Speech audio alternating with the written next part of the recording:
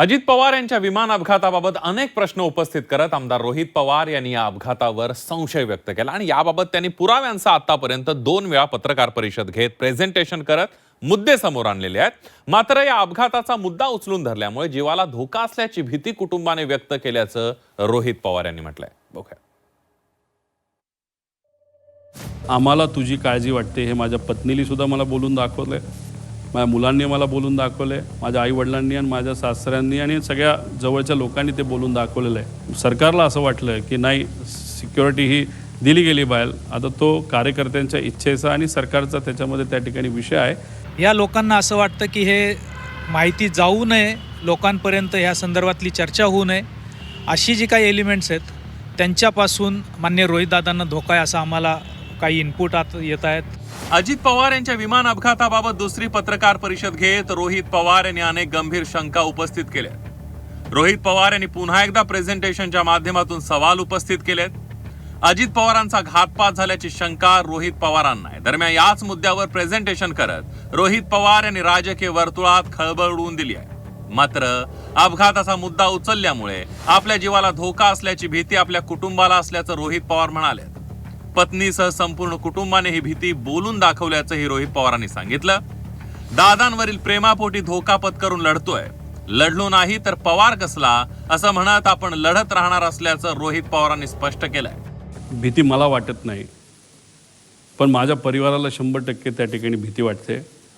एवढ्या मोठ्या लोकांना जर तू अंगावर घेत असेल, त्याच्याचबरोबर एवढी मोठी लोक जर कुणी असेल, कारण ही घटना घडवायला फार मोठे लोक त्याच्या मागे असू शकतात, नाही तर लागतील, आणि मग या लोकांना तू अंगावर घेत असतील तर आम्हाला तुझी काळजी वाटते हे माझ्या पत्नीला सुद्धा मला बोलून दाखवलंय, माझ्या मुलांनी मला बोलून दाखवलंय, माझ्या आईवडिलांनी आणि माझ्या सासऱ्यांनी आणि सगळ्या जवळच्या लोकांनी ते बोलून दाखवलेलं आहे।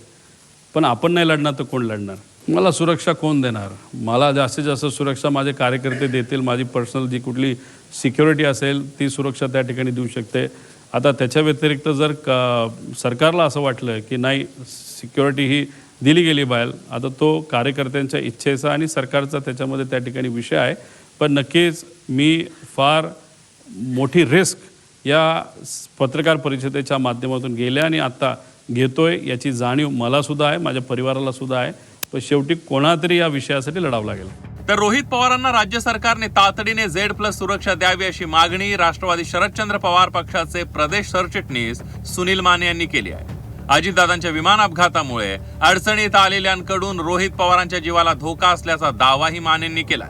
जी माहिती लोकांपर्यंत आता जातीये त्यातून एक अस्वस्थता आहे। या लोकांना असं वाटतं की हे माहिती जाऊ नये, लोकांपर्यंत ह्या संदर्भातली चर्चा होऊ नये, अशी जी काही एलिमेंट्स आहेत त्यांच्यापासून माननीय रोहितदादांना धोका आहे असं आम्हाला काही इनपुट येत आहेत, माहिती मिळते। आणि यातनं एक महाराष्ट्रातल्याच आम्ही जे काही कार्यकर्त्यांपासून सर्वसामान्य जनतेपर्यंत एक काळजीचं वातावरण आहे, कारण रोहितदादांच्या जीविताला ह्या पद्धतीने काहीतरी धोका होऊ शकतो अशी आमची माहिती असल्यामुळे आम्ही माननीय मुख्यमंत्री आणि सरकारकडे सुरक्षा व्यवस्थेची मागणी केली।